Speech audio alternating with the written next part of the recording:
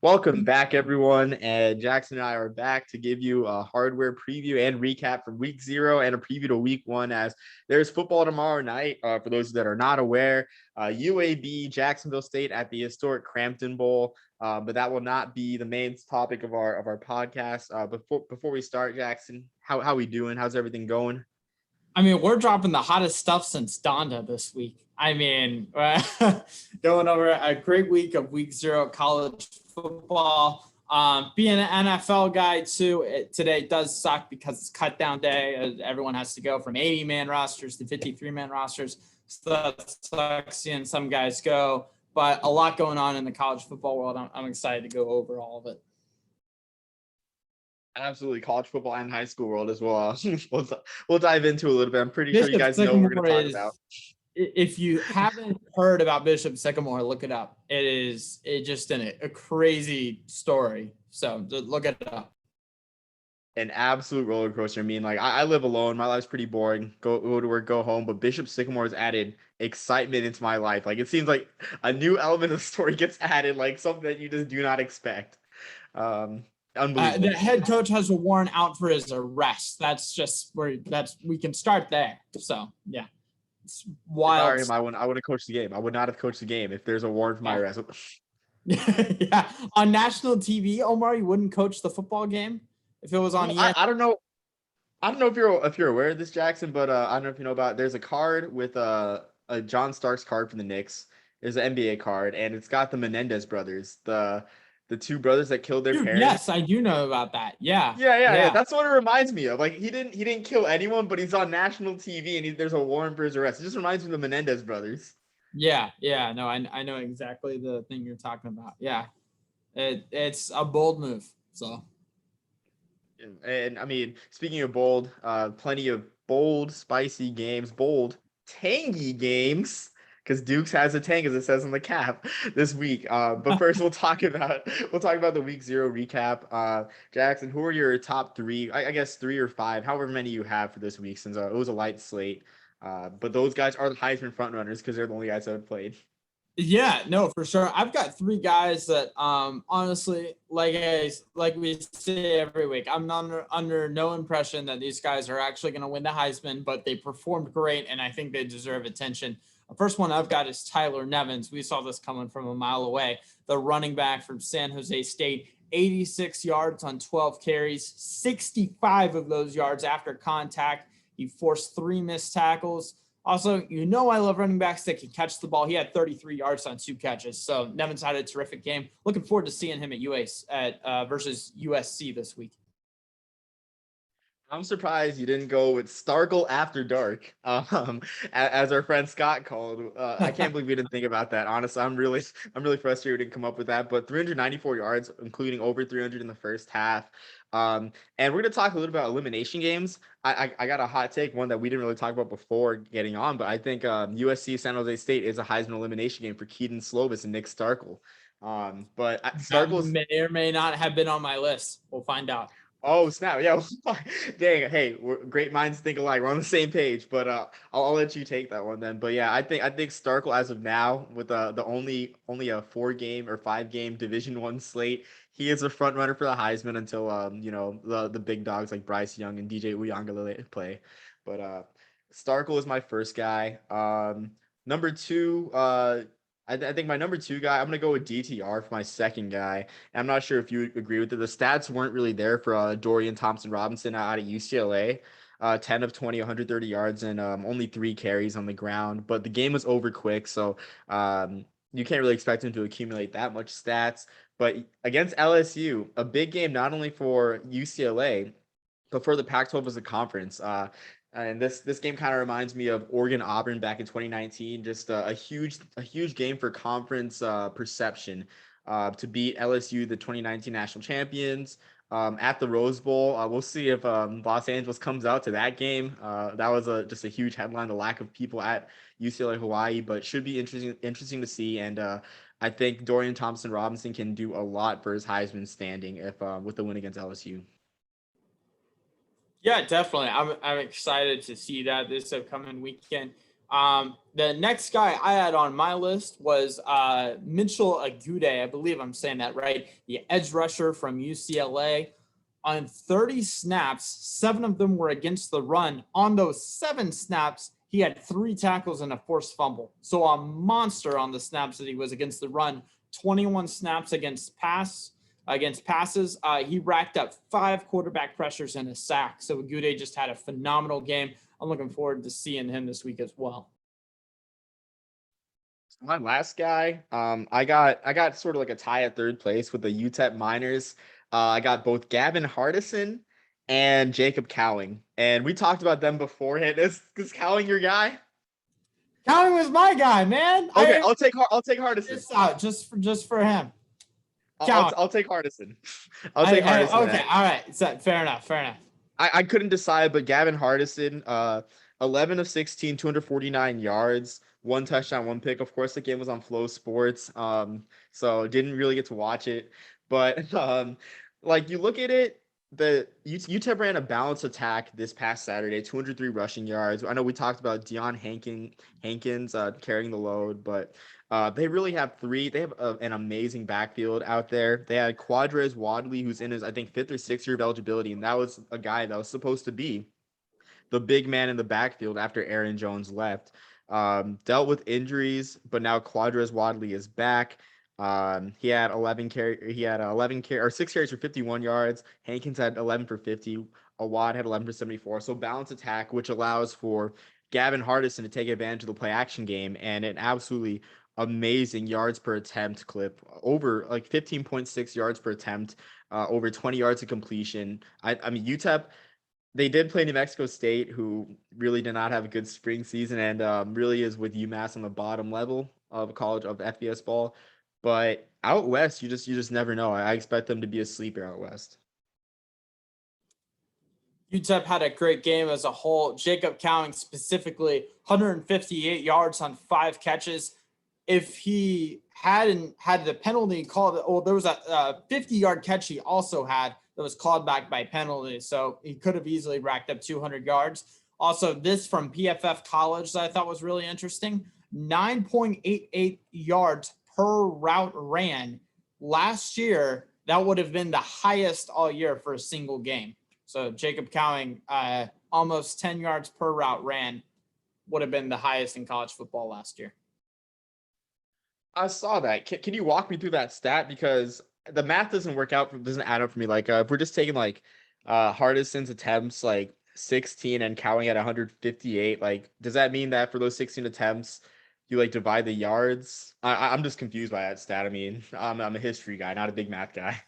So if he was out on the field for all 16 attempts, divide 158 by 16, it's 9.8 yards a route ran. So I guess Cowing was on the field for all 16 attempts and ran 16 routes, almost had 10 yards a route. And that's what was impressive. I think it's shows an interesting correlation of the amount of time that he was out on the field, because obviously not every single wide receiver is out for every single pass thrown or attempted. So I think it just kind of gives an estimate. It's a good correlation of, how many yards did he have as opposed to how much did he play. So that's a good point. And I think it just shows, if you look at the scheme, Big 12 fans know about Dana Dimmel, Bill Snyder's offensive coordinator. So that offense, when you look at the number of pass attempts, this looks like a Kansas State box score. Like if you covered the teams playing and looked at the score, I would have thought this was like Kansas State, Iowa State from like 2016 with this box score with 20 passes, 42 rushes. So definitely like the scheme works. The play action scheme's working. I'm excited too. Like UTEP looks like Kansas State 2.0, really. Omar, I think we found a new segment, cover up the teams with the box score, and have Omar guess which exact game it was from within the past 5 years. Oh my gosh. I think we need to start. Oh man. Hey, just and no you bowl would have games. gotten this one wrong, so you're not even good at your own segment that you made up. If they were bowl games, I would have gotten it because Oh, okay. Well, yeah. I have a little bit of reputation of being a bowl game database. So we're just gonna take regular season games, cover them up, and have you guess a bowl that might have been the box score. Yeah, maybe. Something like that. We'll see. I'll let you take care of that, Jackson. But Okay, all right, I'll get right on we'll that. see. Our producer. So, moving on to looking forward to week one. Biggest game of the week, including, and I think we both include this as a Heisman elimination game. Clemson versus Georgia. College game day is going to be there. DJ Uiagalelei, and then JT Daniels on the other side. So what's your initial thoughts about this matchup? So, I know there's a little bit back and forth beforehand between us about whether this was a Heisman elimination game for a JT Daniels, and I say it is. Because if he loses, no one's really gonna think much about JT Daniels, but I guess in the Heisman race if he loses, but if he wins, then he might come to the forefront. Um, of course for DJ Uiagalelei, if he loses, there's a whole Trevor Lawrence. It's like a Joe Montana, Steve Young type dynamic as a Niners fan. There's that whole dynamic about succeeding him, and even a Kelly Bryant, Deshaun Watson dynamic that happened at Clemson a few years ago. So I think it's a elimination game for him. Looking at the running backs, we know Georgia loves to run the ball. Maybe it's an elimination game for Zamir White as well, because I feel like if there's gonna be a running back to win the Heisman, it's gonna come from the SEC. Yeah, no, I can definitely see that in the scheme that Georgia runs is very running back friendly. I have two issues with JT Daniels, besides that he attends Georgia. Well, my first is I don't trust a coaching staff that chooses Jake Fromm over Justin Fields for quarterback development. I just personally don't see it. I don't think Kirby Smart is maybe the best quarterback coach. I don't think he's put together the best quarterback friendly staff. So I just don't see any quarterback succeeding at that high of a level at UGA. Also, JT Daniels has negative 71 career rush yards. So if he could just hit the positive, maybe this would be a different story. But I think you need to be able to move around in today's college football world to be able to get noticed at quarterback. I don't think negative 71 rush yards really gets you that attention. That's a fair point with Kirby, but I really think the whole Justin Fields Jake Fromm thing's overplayed because Jake Fromm led Georgia to the national title game as a freshman. Are you really gonna bench that guy for? I mean, honestly, I just think I'll be honest. I think Justin Fields should have committed somewhere else, knowing the quarterback situation. And I'm glad he went to Ohio State so we could see what Justin Fields could do. But again, that was a guy that led Georgia to the national title game. So I don't think we can blame Kirby in terms of quarterback evaluation because that was the guy who won games. He had proven himself. But I That's digress. a fair point too. I forgot that they did go to the national championship for the first time since 1980 in that year.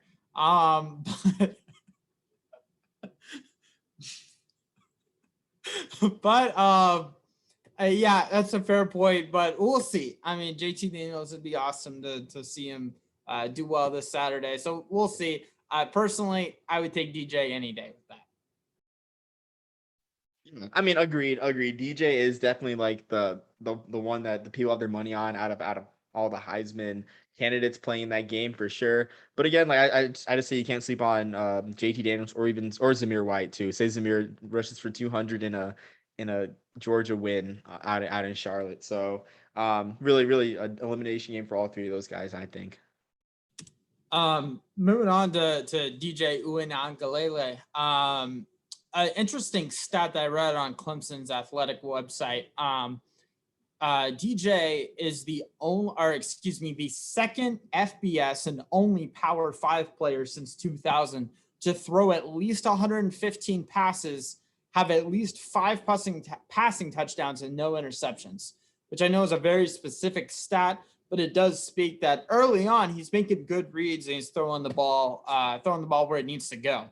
So just thought that was an interesting point that was by Clemson. Career-wise, he's got 28 rush yards, 28 rushes, 60 yards, and 4 touchdowns. So, I mean, not any Lamar Jackson type stats, but it seems like he definitely uses his legs in the red zone. Passing-wise, 78 for 117, just short of 67%. 914 yards and 5 touchdowns. We'll definitely see him go over 1,000 career yards in this game, I'd imagine. Who has as far as strictly from quarterback play, don't have to make a prediction on the game. Who do you think has better quarterback play in this game?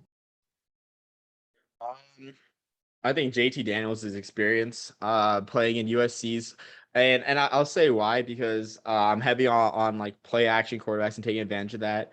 And plus the versatility of JT Daniels as a passer, because he played in USC's scheme when Graham Harrell was the offensive coordinator, so he can throw the ball around the yard if he has to. Very, very mistake free last year, 10 touchdowns, 2 interceptions. I mean, dual threat in terms of all around. I think I would take DJ Uiagalelei, but there's still that sort of like inexperience in my opinion. Only a few starts, and yes, he played amazing versus Notre Dame. Played great coming back against Boston College, but that's still only 2 career starts for DJ. JT Daniels has a wealth of experience and really just a wealth of experience in other schemes as well, not just game experience, but scheme experience. Personally, I'm going to take DJ in this one. Obviously, he doesn't have the edge on experience. I think he has the edge on the coaching staff. I also, if you look at JT Daniels and if you just put on his highlight tape on YouTube, a lot of them are these very long throws of good Georgia wide receivers going against really less than talented defensive backs. They're facing some future NFL DBs in Clemson. And I just don't think he didn't have the deep ball accuracy. Just kind of got lucky with having talented receivers go against not the same level corners and safeties. So his deep ball and accuracy, I'm going to go with DJ on this one. Yeah, and of course, I didn't watch much Georgia ball. I'm not much of an SEC guy. I'm going purely off of stats and just what I've seen in the past off of JT Daniels. But it should be interesting. Nice contrast of styles in that game. And of course, Duke's Mayo to sponsor it. You know what's better than that? Even though I will say that that's not the best game of the Duke's Mayo Classics this weekend. I'm going with ECU App State being the better game. But you know that's a hot take. I mean, just looking at, yeah, looking at Clemson's defensive back, there are missing 3 out of 4 starters from last year, but from everything I've read, at least just online, they've looked really good in camp, and obviously we'll see Saturday night. But yeah, I mean, it's going to be a good game either way. I mean, I'm excited for both these guys, and we'll see. Yeah, and moving on to the other big neutral site kickoff game of the weekend, that's not in Charlotte, but the Chick-fil-A Classic, one of the Chick-fil-A Classics, Alabama-Miami, and this is another one that we sort of, kind of went back and forth a little bit beforehand about. I think Derek King is a top 5 Heisman candidate at the moment, just by body of work and potential that he can do when he's healthy, and I think this game, of course, is a great showcase to vault him to the front of the Heisman race against Alabama and that defense and playing against Bryce Young.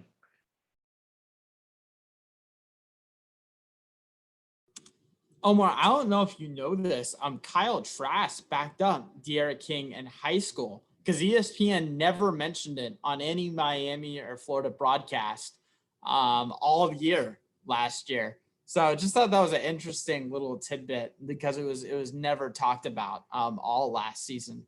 So definitely didn't hear that 5 times every Saturday. De'Ara King, I've kind of got the same complaint with Miami as I do with Georgia. I'm not a big Manny Diaz guy, as you know. And nothing against De'Ara King. I think he's a very talented quarterback. I even think he's going to see some success at the next level when he gets there. I just don't see in college. I think he's going to be maybe a little bit of a late bloomer as far as we're going to see the best of him beyond his college years. Hopefully with that, because I've got nothing against him. I just don't think he has the pieces in place to really be Heisman level successful in Miami. I'm not saying he's going to be unsuccessful. I'm just saying I don't think he's got a Heisman year and him with the pieces that are around him. But that's just my opinion.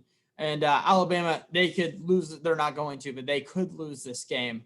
and I think they would Bryce Young and company would bounce back pretty quickly, and still be in the Heisman race. So for that, I don't consider it a two-way Heisman elimination game, but it certainly is for De'Ara King, because if Miami does somehow beat Alabama, De'Ara King is in the conversation. But I guess I do agree with you that it is a Heisman elimination game. I just think, I think we all know the result of it. Yeah, and I think something interesting to point out is Derek King in those big games last year, whether it be Clemson and then the North Carolina game.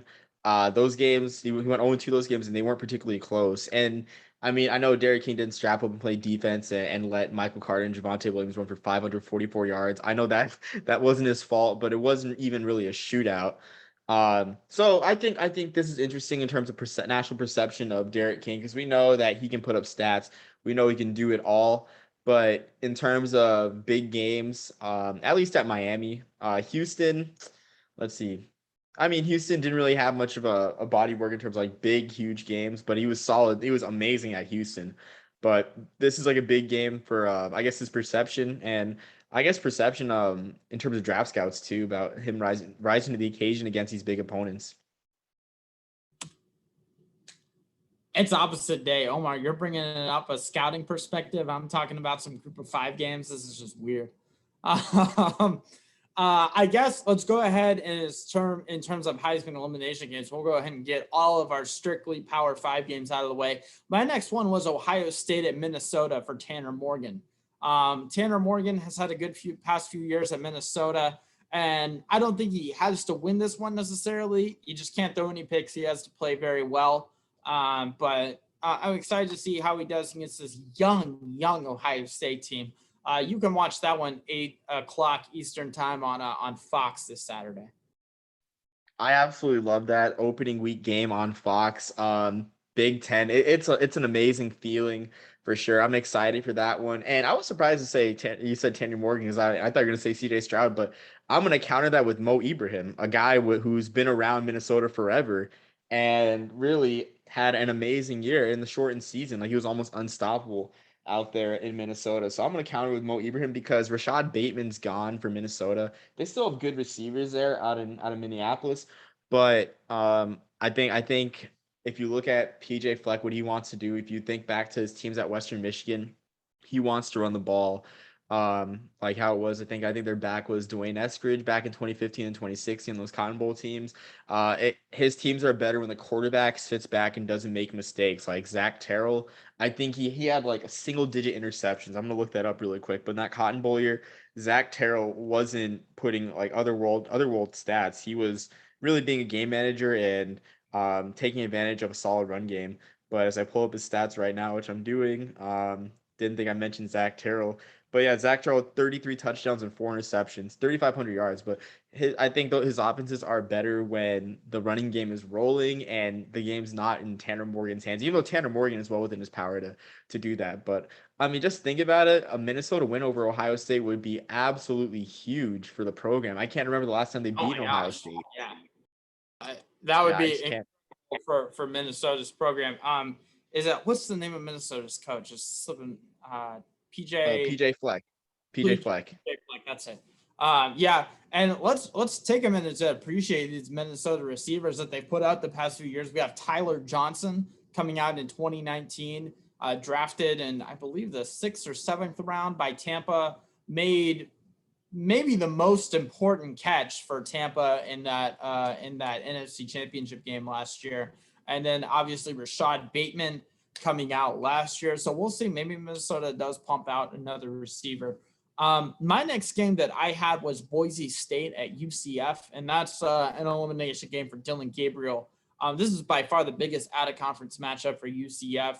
Dylan had a really poor performance in the Boca Raton Bowl last year. It was his only game with under a 50% completion rate. So he has a lot to prove if he wants Heisman candidacy. But we're yet to see that. You can watch that game 7:00 Eastern on ESPN.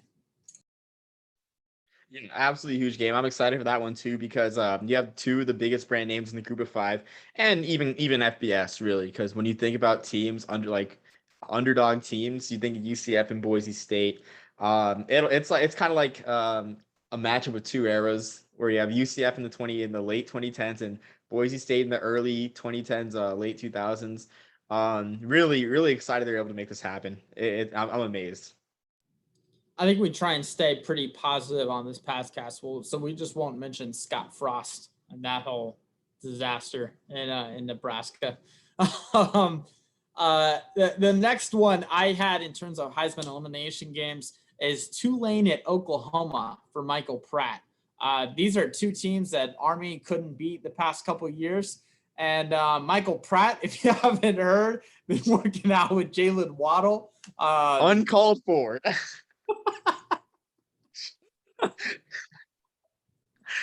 But I'll let you go on.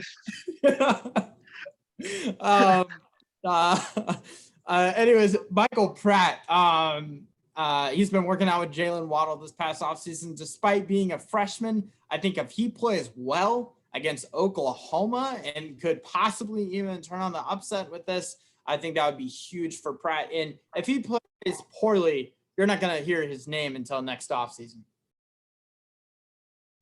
I was thinking about that. I was going to bring that up just in case, like towards the end of our elimination games. We're on the same page today, Jackson. That's except for the Army roast, so that's totally unnecessary.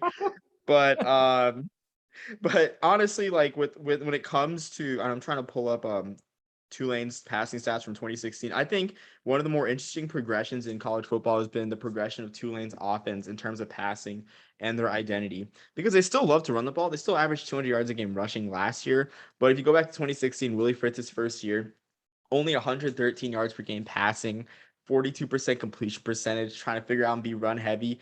And then you fast forward to 2020, you have the boy wonder, Michael Pratt, having 20 touchdown passes, the most in the Willie Fritz era. And this game, it's just a shame that Hurricane Ira, is it Ira or Ida? I think it's Ira, right? Gosh, I thought it was Ida, but I could be. Ida. Okay, I think it is Ida. Yeah. Yeah, Hurricane Ida. It's a shame this game's not at Yeoman, but honestly, America, if you didn't know about Michael Pratt beforehand, like just buckle up because he adds something to that offense. Like they still run a lot of option. You'll still see a lot of run heavy stuff. With Tulane, they have a solid backfield, led by Stephen Hutterson, who had or let's see, I think did Hutterson transfer? Let me check my magazine. I think Hutterson might have transferred. One of the running backs transferred for Tulane, but they have a solid run game, so you know they're going to be running it. But Michael Pratt, again, with that play action game, very, very huge benefit to that offense. And he is a freshman, but I should clarify, this is his second year with Tulane, as you can tell by now. Exactly. Yeah. Good clarification for sure, Jackson. But yeah, so they have Cameron Carroll. They have a grad transfer from Utah, Devin Brumfield. So great backfield there. And again, I expect to see, I think the 27-point spread that Tulane had against Oklahoma, 27-point underdogs. I think that's too high because this Tulane team has proven that they can compete. They almost beat Tulsa. They almost beat Zayvon Collins in Tulsa. They almost beat SMU ranked when they were ranked. They beat Memphis. So Tulane is, they're a couple close games away from being in the thick of the American title race. It's an exciting time for the Nerds in New Orleans. Yeah, I couldn't quite understand everything you said. You were going a little fast when you were talking about Zayvon Collins. Oh man, I'm not trying to get angry mail from Zayvon Collins. That's one guy I don't want to be on his bad side. So I'm gonna stop with I know I made a Zayvon Collins joke. I'm just not gonna touch that. I only made it because you made it last time we mentioned. I know that's what I'm saying. I realized my mistake. Oh man. I guess the last Heisman elimination game I had, we were really on the same page today. San Jose State at USC for Nick Starkel. This is Starkel and San Jose State. This is their only Power 5 opponent all year, besides maybe bowl season. He had a very impressive debut versus Southern Utah. So I'm excited to see him. You can watch that 5 o'clock Eastern on the Pac-12 network. And that's, like you said, the Pac-12 network, that's one thing that hurts his Heisman case. Him and Keaton Slovis. I think if Keaton Slovis loses to Nick Starkel in San Jose State, then Slovis is out of the Heisman race. But if Slovis can help keep USC in the thick of the Pac-12 race, potentially even the playoff race, then Slovis is just another in a long line of USC quarterbacks to be in the Heisman race and even win the Heisman. I love Slovis as a prospect. And again for both quarterbacks, like I think it is a huge Heisman elimination game. More so for Starkel, because the media's starting to love his story. I mean, like it's just great to see a fellow believer out there doing great things, you know. But it's just great. Like the San Jose State team is fun. I'm not sure if there's a video from No Contact CFB of the broadcast, the CBS Sports Network broadcast, and Stark was talking to the sideline, his backup quarterback, and he just stares at the camera. I think that'll be the cover pick for this week. Um, but it just shows how fun that team is. My dad was saying like this San Jose State team is fun, and my dad's as happy as he's been in years with San Jose State being from Monterey in the Bay Area. So it's a good time for us. But again, a huge game, and all time San Jose State is 0-4 against USC all time. So looking for a rare opportunity here. San Jose State, as I said before, this is their only Power 5 opponent all year. How much do you think they have to win by for us to really talk about a New Year's Six potential for San Jose State? I think it's not really how much they win by. I think it's how USC does. Because if USC wins a Pac-12 Yeah. South and even the Pac-12, even they win the Pac-12, I think you look at them as like a prime contender. But even with that, I still think an undefeated San Jose State would be a little bit behind, maybe even a solid amount behind Cincinnati if Cincinnati beats either a ranked Indiana or a ranked Notre Dame. So, I still think by way of just like being in the Mountain West compared to the American, I think that gap kind of exists. So it will be tough, but it's going to help their case a lot if they do win. Yeah, man. Well, I'm excited to see all these guys play, and yeah, just I mean, this is a full slate of college football that we have here. So aren't there like one or two games on Sunday as well, considering we're not quite at the NFL season yet? Yeah, and that's and you mentioned the Sunday games. You have a couple of three HBCU games. You have the Orange Blossom Classic with Jackson State. So definitely some like high priority watching there in the afternoon.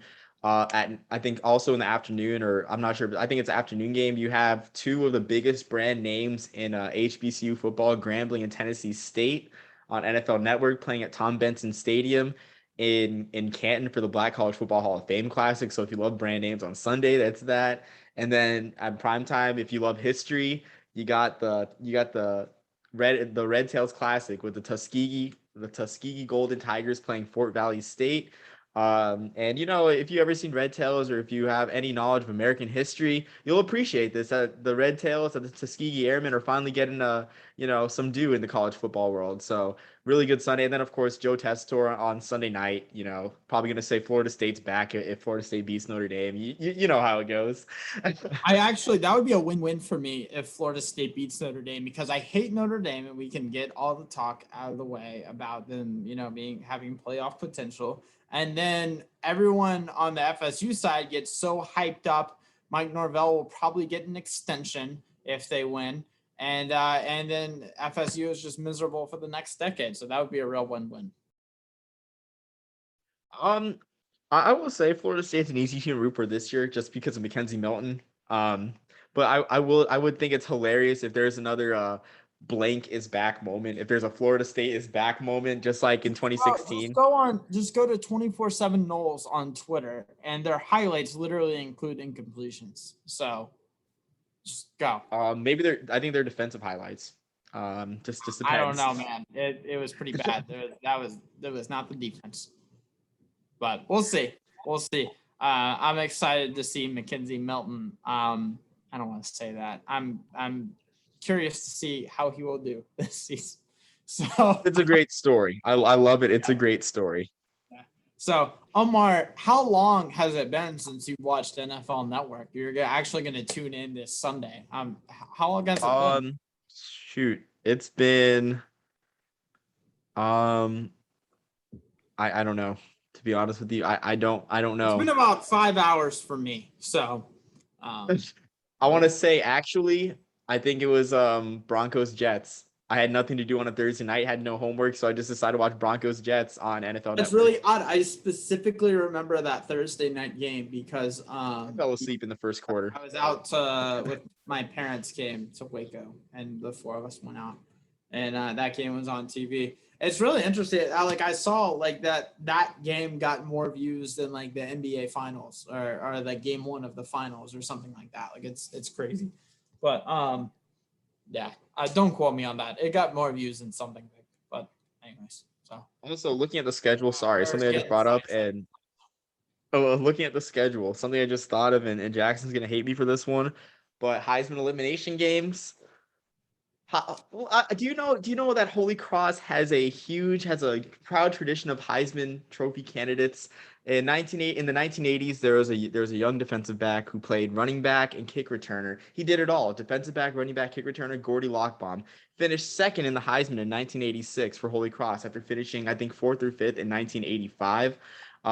So really, a proud tradition of Heisman candidates, and one more should follow. The Zach Wilson, the Seven Hills of Worcester, Matt Sluka against UConn. And that is a game that I am so excited for. And mark my words, tell me if this is really a bad take or not, but I think that Holy Cross fans are going to show up more than UConn fans out at Hartford. Because with everything in account, no, I'll tell you because No, I agree with you. That's not a hot take. After the disaster I saw that was UConn football, and Scott will appreciate this if he's given this podcast a listen. Yeah, they were a dumpster fire, to put it politely, I think were the exact words. So they were terrible. In fact, I saw this thing on Twitter. It was like, I think the UConn women's basketball team would win a football game against the UConn football I think team. so too. I think so too. And I say this, and of course I'm saying this is a Holy Cross homer, but Gordy Lockbaum finishing fourth in the Heisman in 80 or fifth in 86 and was the runner up in 1980 or third in 1987, excuse me, third. For Matt Sluka, he has a huge game on CBS Sports Network against UConn, bringing Holy Cross their first FBS win in, I think, since the 80s. Not only Walter Payton Award, but put him up for the Heisman, for all the history and everything. I'm excited for this weekend for sure, but this is just, I mean, really, I think if there's one bet that you hammer, Holy Cross UConn money line, honestly, because I'm not just saying this is a homer. They had a spring season. Holy Cross had a spring season. They went to the playoffs, two-time defending Patriot League champs. This isn't a Mickey Mouse club, and if you go back to 2017, they almost beat UConn when UConn was in the American, when UConn wasn't in shambles. They almost beat them. They lost 27-20 in that game. But really, a game to watch this weekend if you have a CBS Sports Network for sure. And look out for the Zach Wilson, the Seven Hills of Worcester, Matthew Sluka for your I like it. Heisman and Walter Okay. Payton watch. Yeah. Hey. I'll definitely have to look out for that. So we'll see. Matt Sluka. Bookmark it. That about But wraps it up. Just kind of some breaking news that I'm just seeing on Instagram right now. Florida is wearing all white for the first time in 20 years at home. So white uniform. that's a technicality. I will say I think that's a technicality because it's a neutral site game. Like at home, like it's like saying they wore white at home when they got No, beat at the Florida Atlantic. It's in the swamp. Okay. I thought you said Miami. Okay. Oh shoot. Yeah. No. Yeah, Florida is wearing white on white in the swamp. So interesting. We'll see. I didn't even It is. do that. I thought that was just an NFL thing that you got to pick the color because most NFL teams wear white at home. So that's news to me that you can do that in college. So Yeah, I know Georgia Tech does, and LSU. like, what's going on? What was that? Did their truck light on fire again? Their equipment truck? What's going on? Oh wait. Who's equipment truck lit on fire? Florida's equipment truck, it was 1 or 2 years ago, caught on fire. And like a bunch of the orange helmets got really damaged. And so there's this whole thing like, are we going to have to wear white helmets this week because a bunch of the orange helmets got damaged? So they I ended had no idea that happened. in the nick of time, like working through the night to do it. But yeah, Yeah, I had no idea that happened. Wow, that's news to me. But I'll send you a picture. But man, I think that about wraps it up for the podcast. Any last words before we hop off? No, not really. I think something interesting to see in these games is transfer quarterback. Something I thought too. You mentioned Florida Atlantic, and Kosi Perry. If you have watched Miami or ACC football, he's a starter for Florida Atlantic. U Jackson being an SEC guy. I don't know if remember Dewan Mathis much from last year, but Dewan Mathis starting for Temple on Thursday. So really good that we have changed that the transfer rule allows for changes of sceneries for these guys to really extend their careers and stuff. And and the list goes on. Anthony Russo at Temple, a guy that that's played well throughout his career for the Owls. There's a couple other guys. You have two other Oklahoma transfers starting at different schools. It's really interesting to see. So just be on the lookout for transfer quarterbacks. Yeah, no, I'm excited to see that too, and hopefully the NCAA gets a little more transfer friendly because they have not in the past few years. So I think they will, to be honest. I think they hopefully. will. But Just like your roommate. oh yeah, I don't want to talk about that. But uh, until next time, Jackson, I don't know if you have anything else to say about this Yeah, week. I'm good. Tomorrow.